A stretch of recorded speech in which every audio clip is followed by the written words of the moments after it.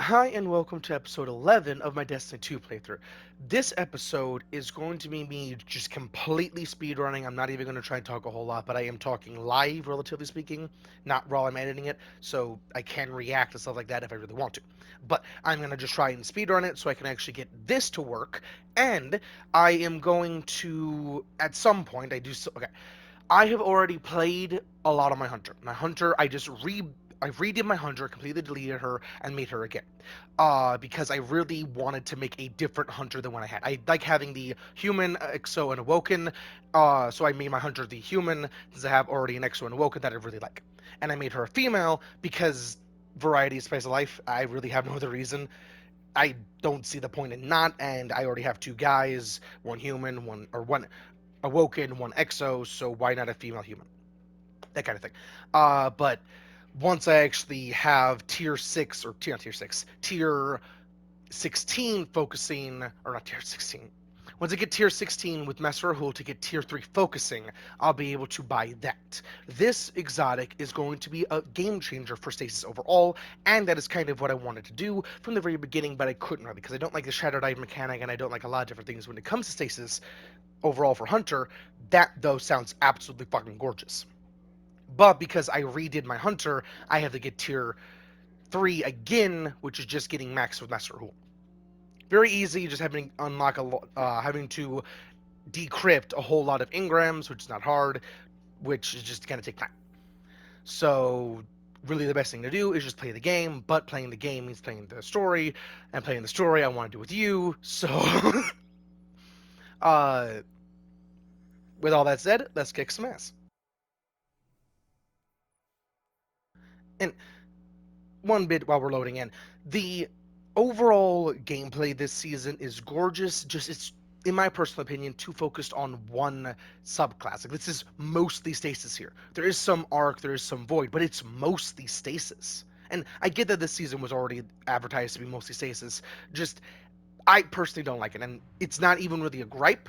They can do what they want to, and it does make me even have to think around stasis a little bit. Like, that actually sounds very fun to just use overall for Hunter, Titan, and Warlock. I just think Hunter with that exotic will make it a lot easier, which is why I really want to use that.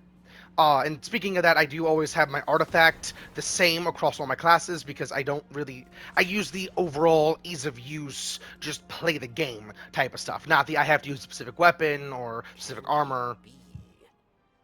I can smell that poisoned power on you. Does corruption spread so quickly? Or do you hope to fight Aramis with her own weapons?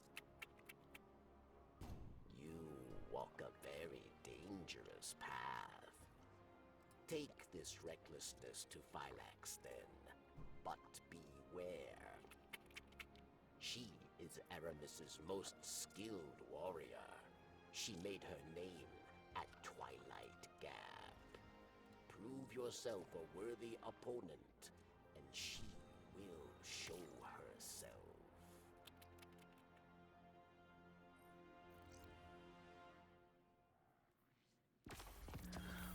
Multiple things there, because I'm just gonna try and speed run. I do want to say one thing while I check what this role is.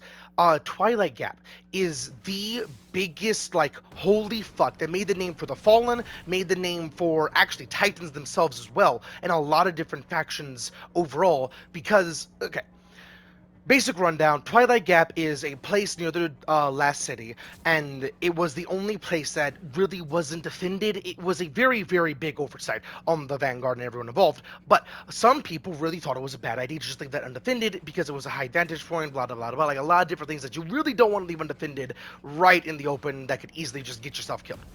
But, uh, that big battle happened there that made Titans famous, made Elixni famous to become the Fallen, and all sorts of different things.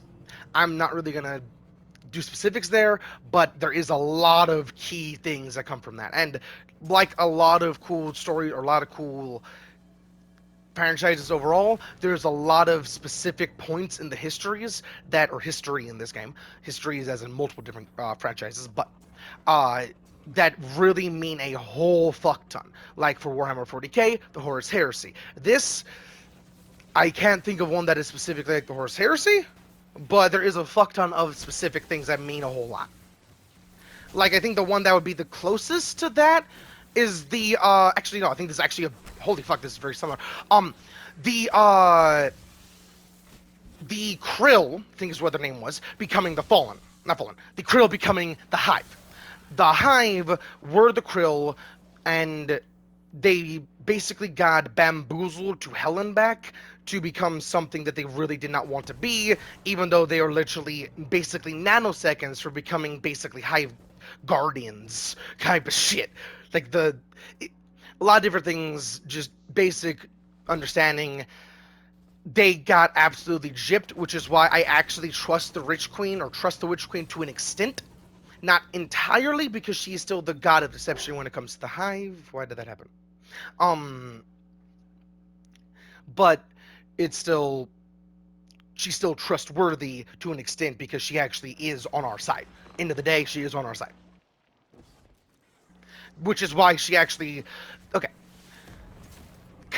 You know, I'm not going to say what I was going to say. It was going to be spoiler of Witch Queen, but Witch Queen's campaign, I actually kind of root for her, and I actually want to do what she wanted to do, because that's just a good idea. Like, genuinely, what she wanted to do is, at the very end specifically, is genuinely just a good idea.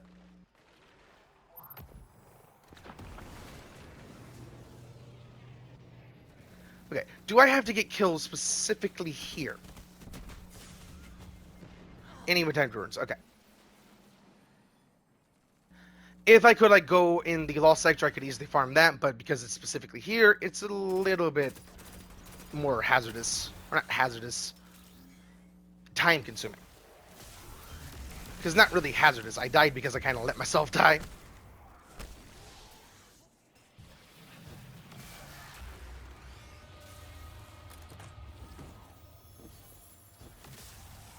I actually cannot wait to play the campaign again, or the legendary campaigns again, because those are genuinely fun.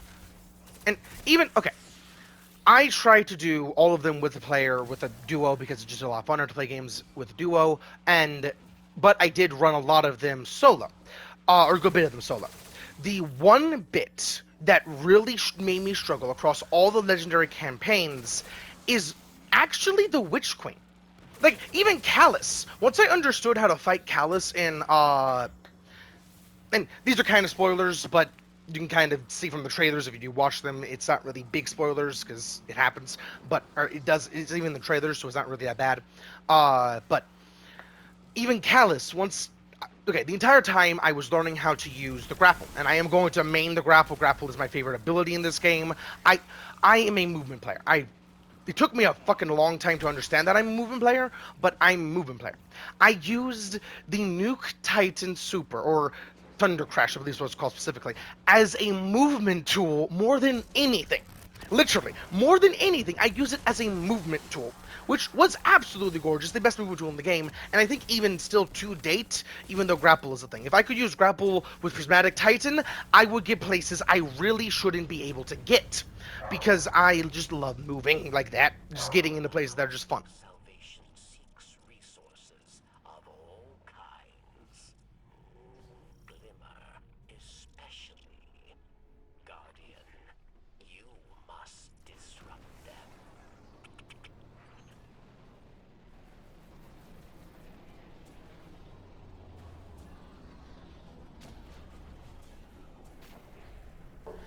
And what I was saying specifically about grapple, once you understand grapple, you can easily fight Calus. I was just talking about fun things, and I did also drink a good bit of alcohol, so I'm a little bit more bouncy right now. Sorry about that. And just so you know, this is not really needed, but every alcohol, basically, even vodka, and I genuinely really like vodka, even though that sounds very weird because I'm a happy-go-lucky guy, I really like vodka. Vodka's my favorite alcohol. But that makes me just loose, makes me happier. But the thing that makes me not happy and genuinely just a fucking dick is tequila. For some reason, like, I genuinely avoid tequila because tequila just makes me an asshole for no good reason. Oh, hi there, Rick. How's it going?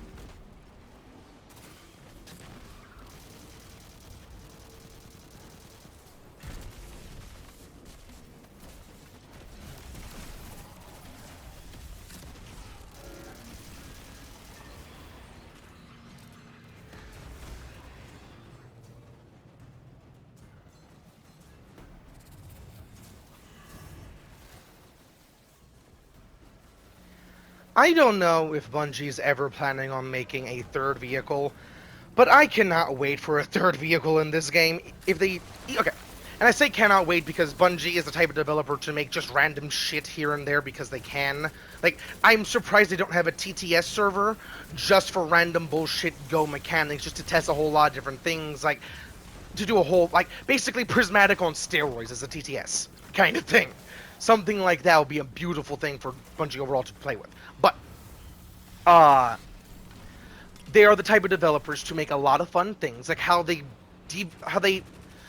separated the strengths and weaknesses of skimmers and sparrows. Sparrows are actually just faster than skimmers on the ground. Skimmers let you have a lot more aerial movement though. I think the third vehicle, if they ever do that, is kind of self-explanatory at that point. A flying vehicle that moves a fuck ton slower, but allows you to get literally anywhere you want to. It's up, down, left, right, just genuinely anywhere you want to, basically having your ship just on land. Something like that would be, I think, the ideal third, but I don't know how they could really do something with that. And hell, actually, I just thought of it. The one vehicle type we're really missing is one with weapons, and also a vehicle type that can have 2 people in it, but that's not really needed. But that would be more in the MMO style thing that they're wanting to do. But having a vehicle with a gun would be very fun. If there is a vehicle with a gun that is very slow, I think that would balance it overall. So a flying vehicle with it doesn't even have to be a powerful gun, just a gun overall, and even the vehicle itself could be pretty big, just a vehicle with a gun that flies, I think would be a very good concept overall. And I'm not saying that as it's at all even remotely going to happen, it's just a cool idea.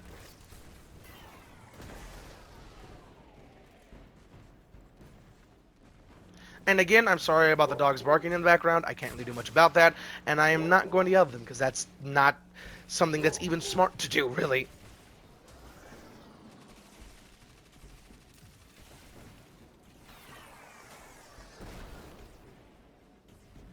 I am doing this because this is a heroic public event. Heroic public events give you a higher likelihood to get a exotic and higher tier goods. So this could easily give me exotic engram that I can easily focus to get all sorts of different things. I get higher tier with Master Rahul, so I can do all these different things. So it's just good to do.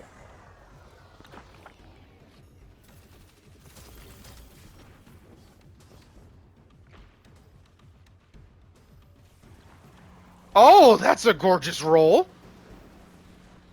Both of these just work well together. For when I have to reload, that's a keeper. Damn. Okay.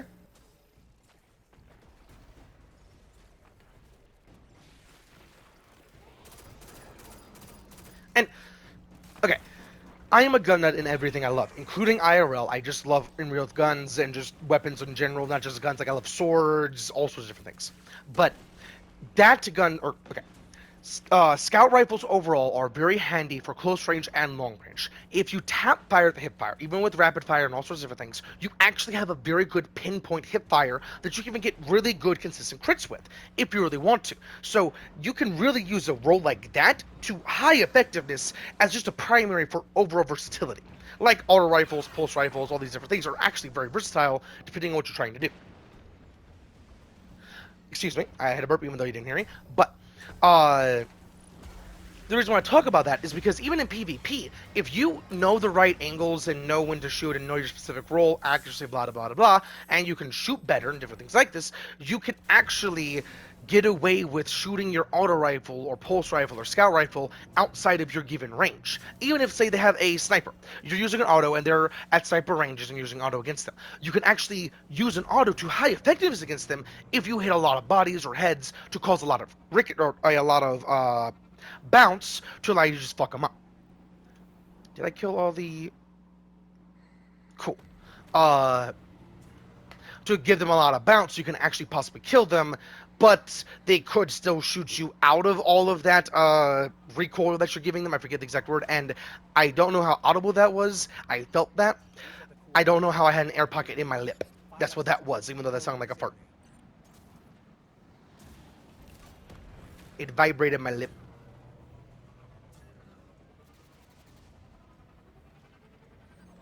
Hello?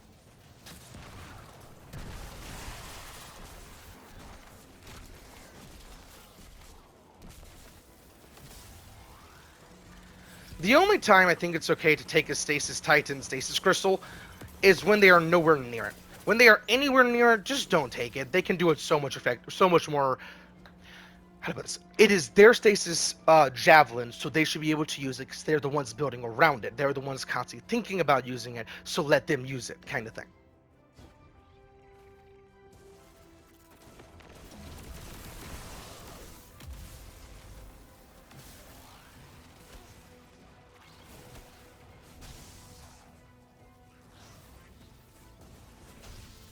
And the melee before the last one. Little things like that can show a whole lot about this game.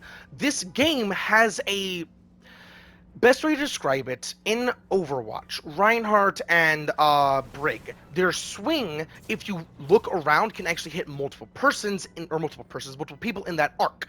The same thing applies to this melee in this game, or every melee in this game, which can open the door for a lot of cool things to happen overall. And stuff like that can then be expanded upon, like AE was introduced and then was expanded upon, and all of the different things when it comes to guns have been expanded upon.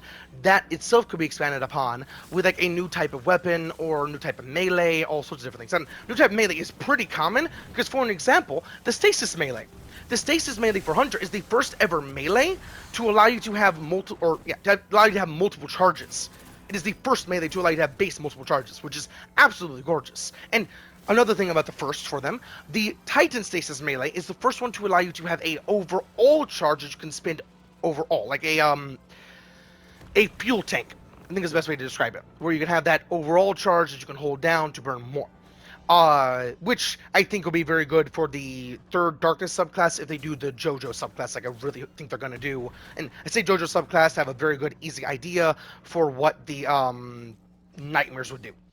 Because it would literally just be the concept of the Guardian manifest as a nightmare to beat Elixir, Scorn, Hive, Vex, all sorts of shit's ass. And I didn't mean to say one specific race, which is why I kind of stuttered there. But all sorts of different things ass, but the fear, the overall dreaded concept of each one. Not the Titan. It'll be like Saint 14, Shaxx, and Zavala merged together to have a very explosive Titan baby kind of thing. Like something like that would be the super for Titan. Something like that would be the or equivalent of be for the Warlocks and for the Hunters, which would be fucking fun. And with that, the Titan most definitely should have the aura, or something equivalent. And I say all these different things because this game has a fuck ton of anime references. If you do not understand most of them are on Warlock. There's the Kamehameha. There's Colonel Mustang Snap. There is, I think even the Transcendence animation is an anime reference. Like, there's so many different things that are just anime references in this game, and it's absolutely fun. And keep in mind, I don't watch anime. I really don't like most anime because it's random bullshit go, but I can appreciate fun when it's happening.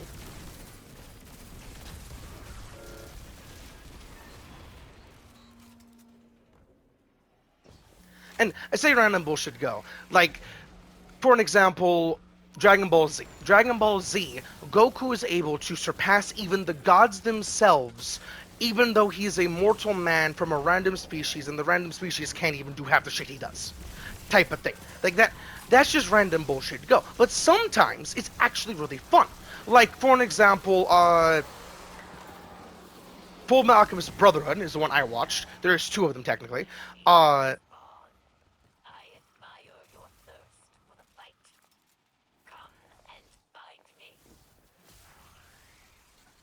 Transmitting her location to us. Looks like we won ourselves an invitation. I watched Full Metal Alchemist Brotherhood, which was very fun. I watched Yu-Gi-Oh! 1, which was very fun. The other ones are more random bullshit go. Yu-Gi-Oh! 1 is still a lot of random bullshit go, to be completely honest. But it's understandable random bullshit go. And that's what I kind of like about it. And overall, animes and stories overall, it's understandable random bullshit go. Even Destiny is understandable random bullshit go at sometimes. And that's all I really care about for a story. Phylax found fame at Twilight Gap, yes. Fame for ruthlessness, for final death. For Phylax, there is no greater joy than battle. You must challenge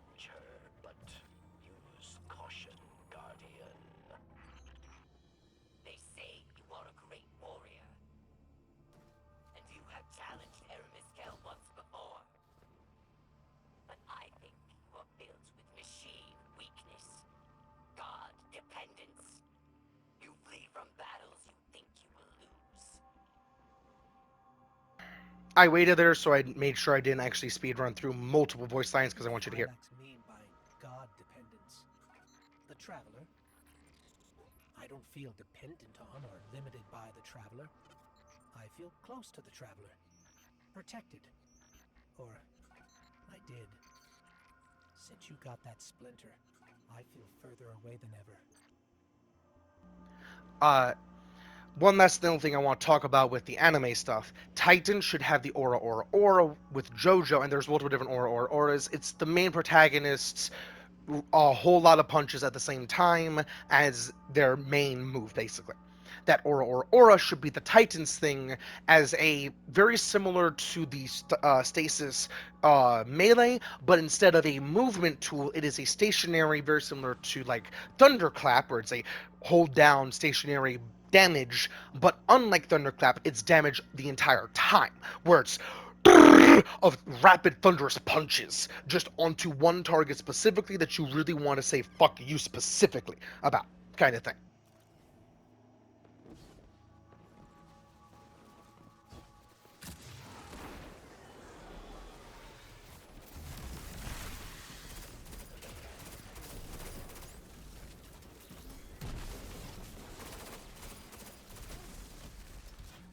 And I do want to talk about that god dependence there.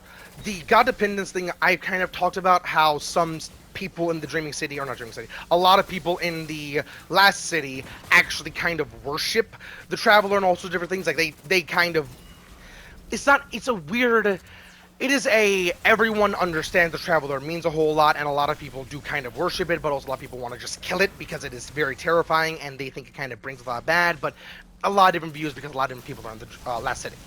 But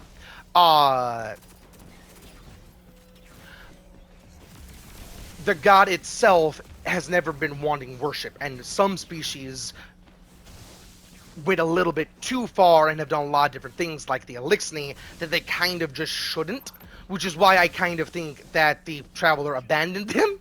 I think that it disabled the barrier. Because there has to be a reason why the humans did not get abandoned. Like, the Traveler could have easily gone to another planet, all sorts of things. Machine spawn. Do you fight for glory? For power? My Elixir fight for the fight itself. There is nothing beyond it. Let me teach you this lesson.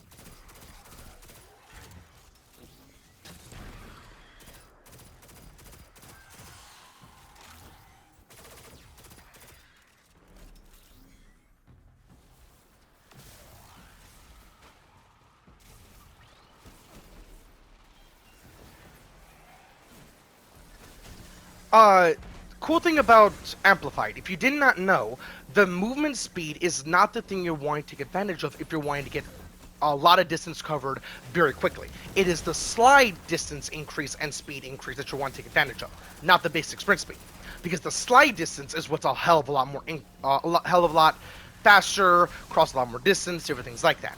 And the best way you describe it is very similar to like slide canceling, but the animation itself is going to look like you're a dog trying to itch his ass. Less so than slide canceling, because slide canceling you typically like jump out of with Call of Duty, different things like that.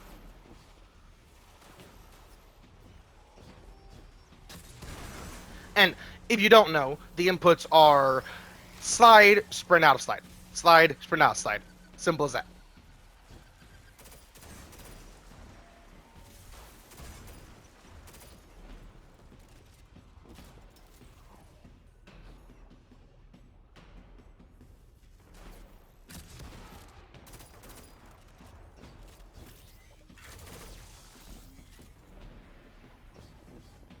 I've never seen the Fallen's military forces so organized. For many years, Elixni lived scattered, yes. Aramis took our broken houses and forged an army. She wants to give that army stasis if they ever came to the last city.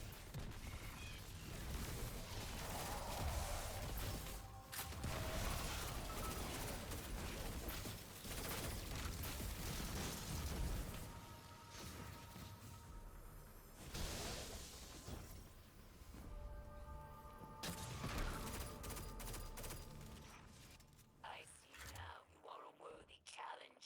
A chance to hold my blade. Come by me, machine spawn. I am waiting. Another one of those giant mechs. Technology taken from the Kel's scourge. Another splintered house, united under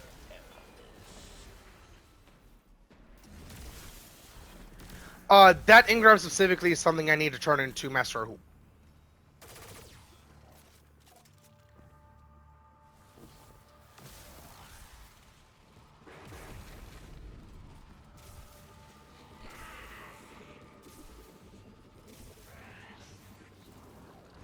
I will bring your cause to Aramis.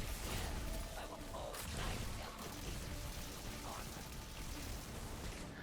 armor. Uh, Surprising strength for such a little creature.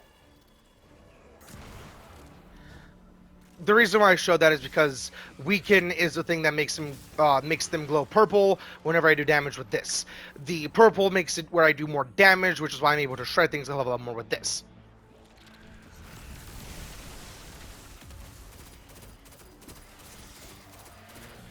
Weaken has multiple different amounts of damage or damage increase on the target. This, I believe, is the 15 amount. I think there's only 2 off the top of my head, but I believe there's actually 3 amounts. Like a 5% increase, a 15% increase, and a 30% increase. I forget. I think things applied. The 5%. I don't think things applied anymore. Maybe? I don't know. I think there's a 5% weaken in places here and there. That was gorgeous.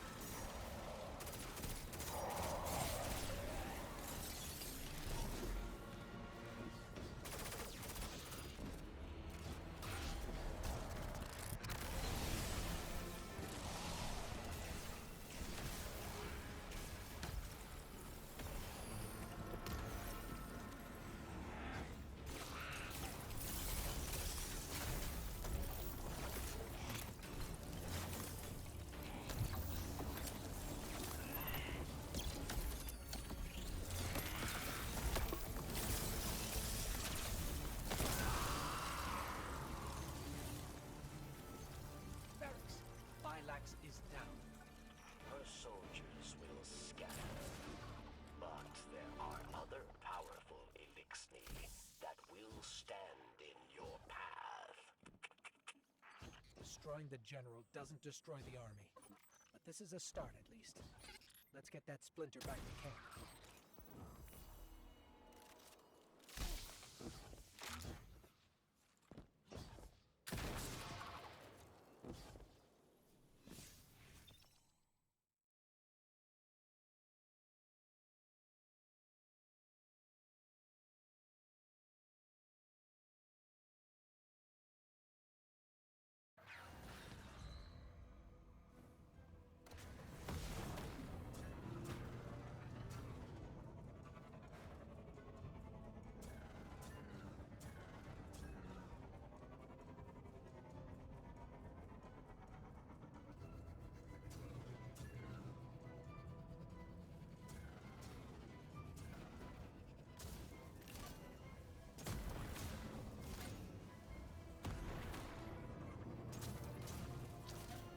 I technically could fast travel to Varix, but I like doing this a hell of a lot more.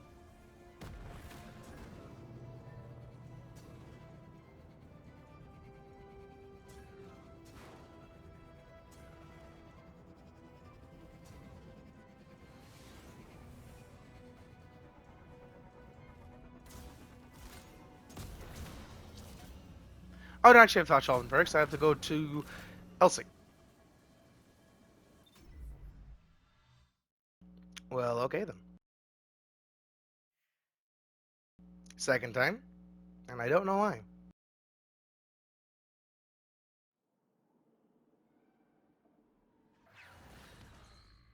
You know what? I'm over here now. I'll take it.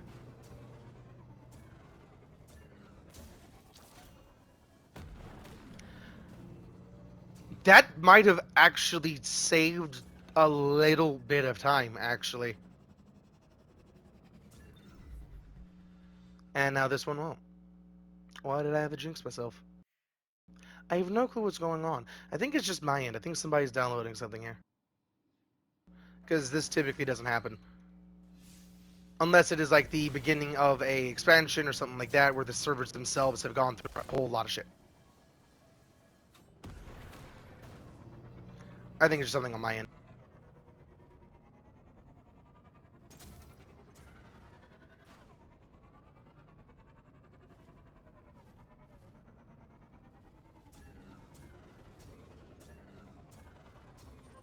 Looking at her Vanguard report, I can see how Aramis would be a fierce opponent. But from what we've seen, even her own lieutenants fear her. It's hard to square that with what Varix told us, that she had good intentions once. That scares me. That the darkness could change a person that much without them noticing. I do not know why that voice line happened again. Aramis's presence on Europa is not happenstance. Temptation set the wheels in motion, but obsession propelled her here. To destroy the light with an army of darkness, she and her followers make those selfish choices moment to moment. The darkness places a spotlight on our desires, as it once did me and those I cared about. For a time, I had forgotten. Humanity relies on our selfless acts to bring about a better world. Darkness is no more than a tool with which we do so. With splinters of darkness still in hand, Aramis remains an immediate danger to humanity. Look within. Focus your power. Let it grow. The ziggurat awaits. And just to help you understand what the Splinter is basically the Guardian's wand to manifest their darkness mana. Basically, they don't need the wand in this case, it is just a better tool to get it out. But it is still a kind of necessity overall to allow different things to happen. But eventually, the Guardian doesn't need it at all. It could literally be taken off of them, and it's not needed.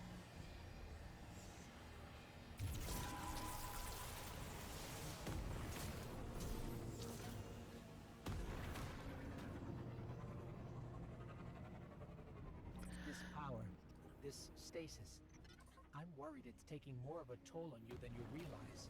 I'm able to bring you back from death with the light, but I may not be able to if this power consumes you.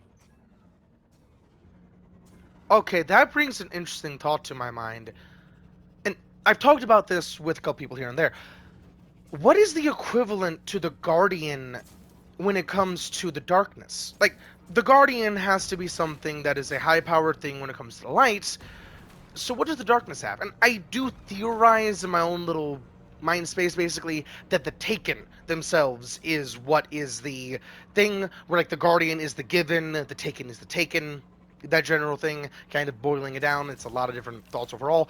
But even if that is the case, theoretically, couldn't the Guardian take themselves to resurrect themselves like the Taken King? Because it is a darkness ability, and the Guardian is somehow just the most baddest asses motherfucker kind of thing when it comes to light and dark, where they're basically Jesus of both kind of thing.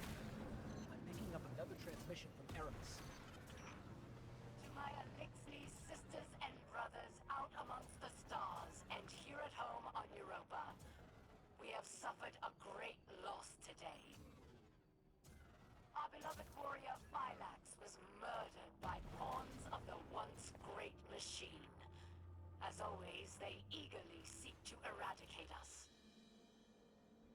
Remember,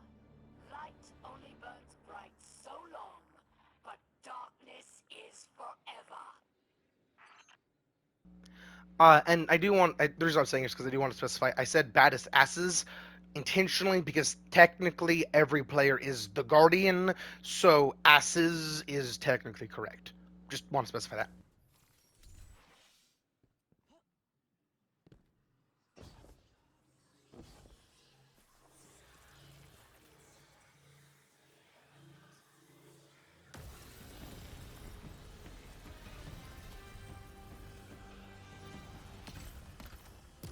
I meant to wave high, not spin a knife.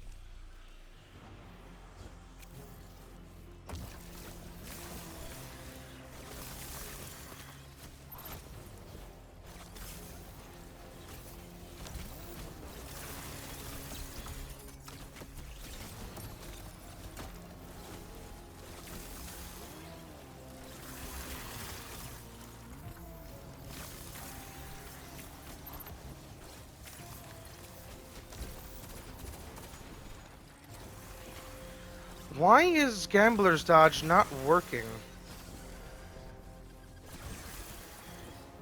The dodge that I have equipped right now is Gambler's Dodge. It's supposed to give back a melee ability, and it's not.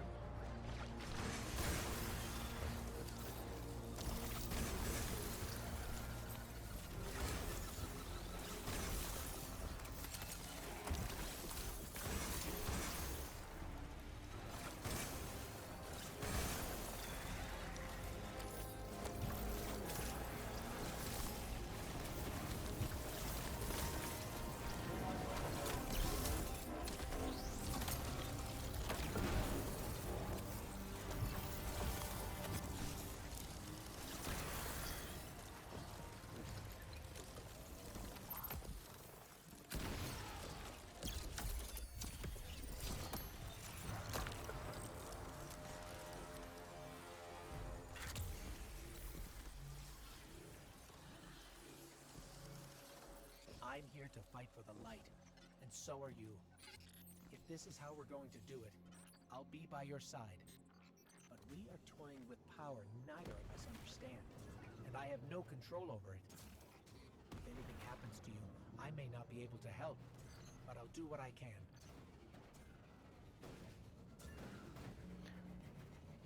I was gonna say spoiler, never mind.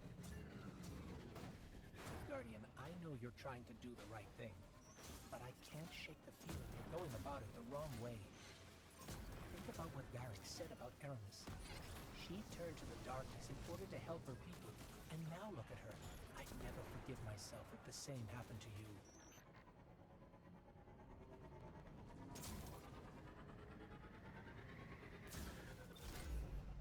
So fucking close!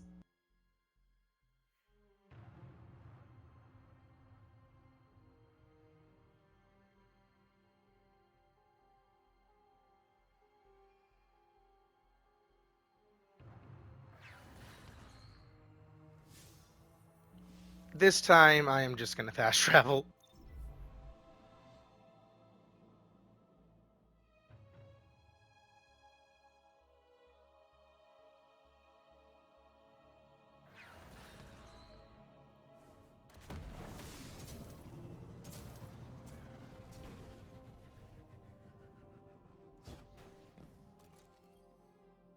I have seen what power has done to Aramis, but perhaps you are different.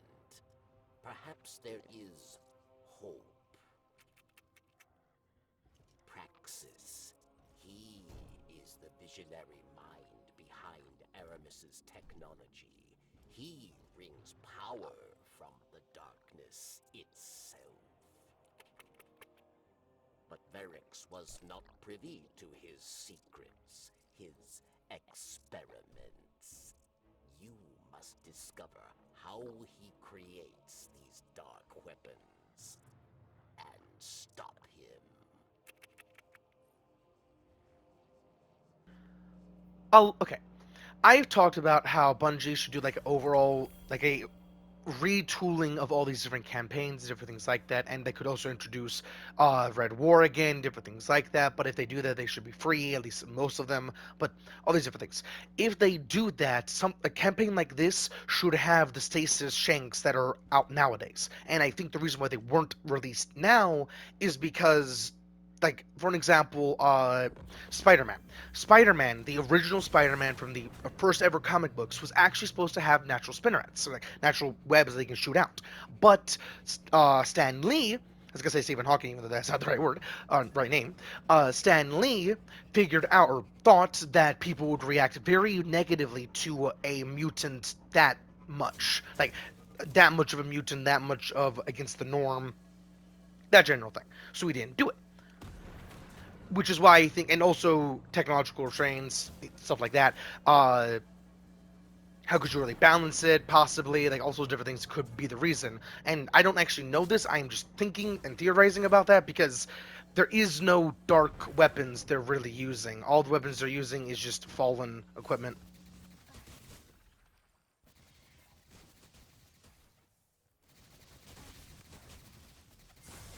Oh, cool. You.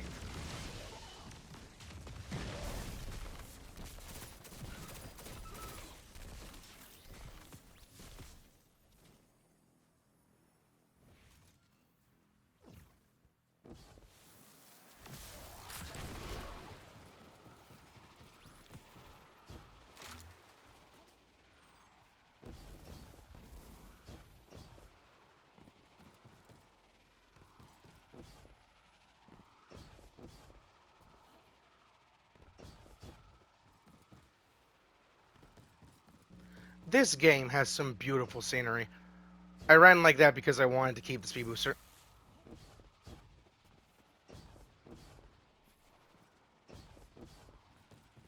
There are some times the exploit appear that can drop a chest when you kill him. Which is why I did that parkour.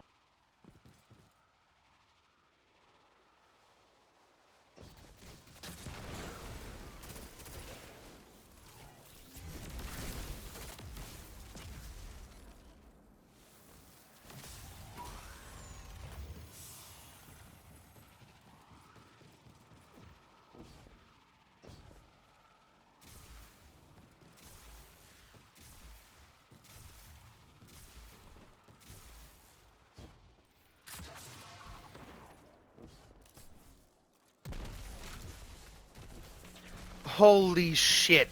He felt the wind from that grenade.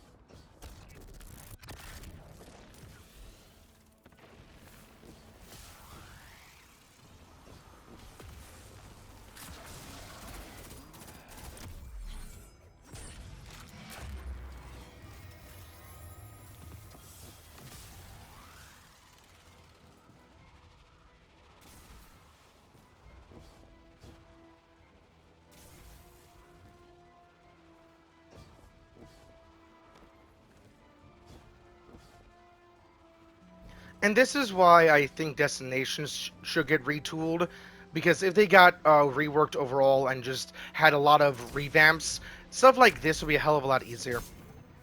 Like, the missions themselves don't even have to be that different, and even the story themselves doesn't even have to be that different. They could reuse the same voice lines, just remake the, like, combat encounters, and that's about it. I was gonna say geometry, but I don't even think that's even needed, even in the slightest. Some like PvP maps have been needed to do that, or it was needed, but I don't think the campaign missions are needed. Possibly to allow more enemies, though. Like the boss fight that we're gonna go to, that is gonna be interesting if they actually try to put a lot more boys there. Because one grenade and you clear out an entire horde.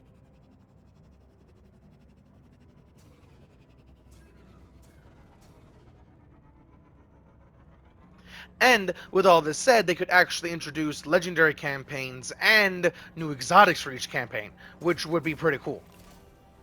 Like, I don't think they should introduce entirely like new quest lines and all sorts of shit like that. I don't think they should go all in like that. But a like armor exotic for an expansion that you already did or something like that. Like doing it on legendary guarantees you can have the new one and one of the old ones if you haven't already done it. Something like that. This complex, Praxis built it himself. It's a little hacky. Cover me and I'll see what I can find out.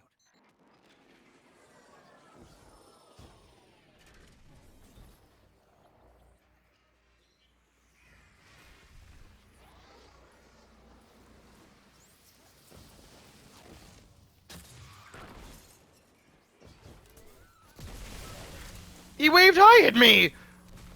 What? It was gonna shoot me in the face, but... Huh. Why did it wave at me? I'm not its... Oh, I'm technically not its enemy right now, or I wasn't its enemy. I wonder if I didn't shoot it, would have it actually shot me? Because it just waved hi to me. Oh, that's not a hi, that's its, like, stretching. Okay. And it sounds weird to think about, like, it not shooting you, but Bungie is the same people that made Halo AI, and Halo AI is kind of one of the best, even to today standards, because they'll duck and cover for cover, they'll actually do all sorts of different things. Like, for an example, the enemies in this game will actually emote on your ass in PvE, which is kind of funny. Not even all the time, sometimes, and some enemies actually have different emotes, which is kind of funny.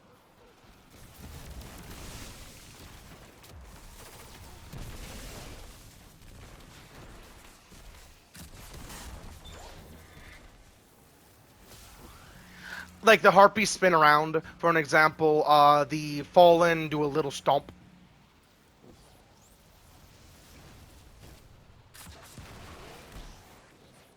And the fallen in general.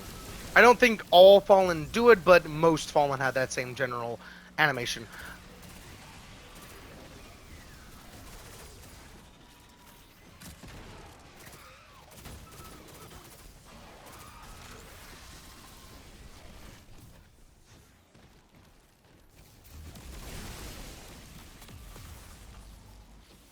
And even the idea of using, like, enemies as weapons is something that Bungie has done too. The Radiolarian puddles that these guys produce is actually an origin trait for a weapon. Not a weapon type. It is last season's entire weapon selection.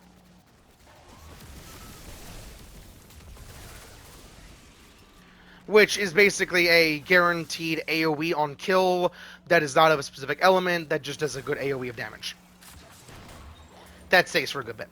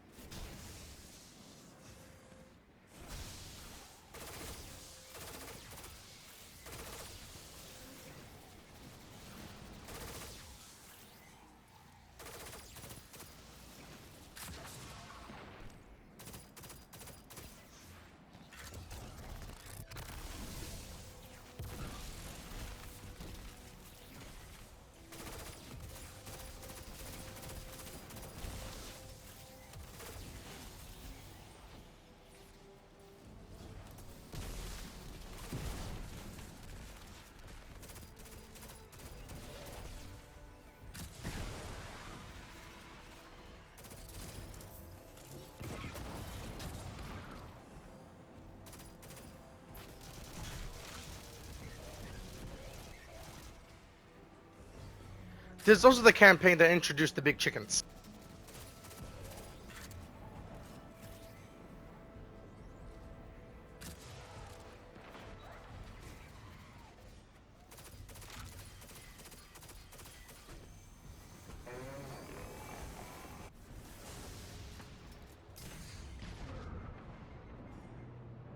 Looks like Praxis found out we're trying to shut down his complex.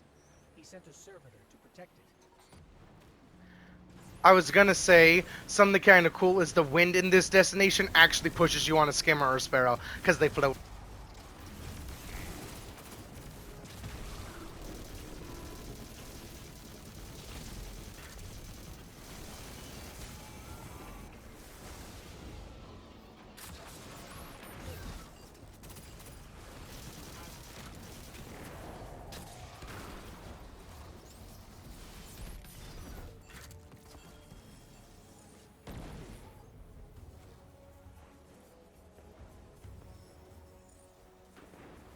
Got a signal of that downed servitor. I know where we can find Praxis. Ah, shit. I can't actually do that this video.